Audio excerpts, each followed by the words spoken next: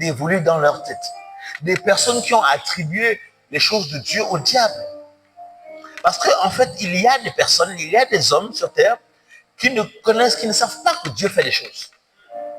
Pour eux, tout ce qui est au-delà de leur compréhension vient forcément de l'ennemi. Mais écoutez, Paul était capable de faire des choses, parce que son corps produisait une énergie capable de guérir et de sauver des gens. C'était un homme de Dieu. Vos nganga, vos marabouts ne font pas des miracles. Si on veut voir les miracles, on n'a qu'à venir à l'église. Il y a des choses extraordinaires. Regardez, avec moi, regardez. Regardez ensemble, regardez. De manière vivante, regardez.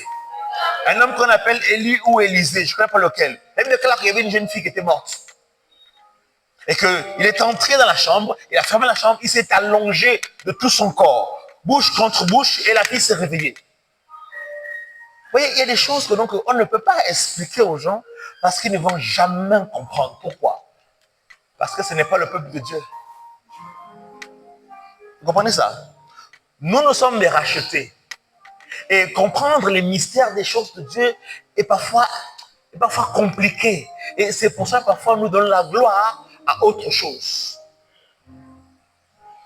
Monsieur Jésus peut prendre de la boue et de la salive, il frotte, il met ça devant les yeux et la personne recouvre la vue. Ça, c'est Dieu qui fait ça.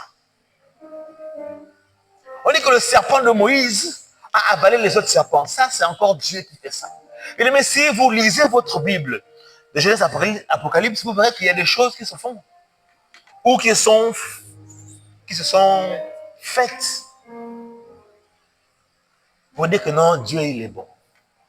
Mais il y a un truc que Dieu a dit que l'homme refuse de comprendre et de voir. Dans le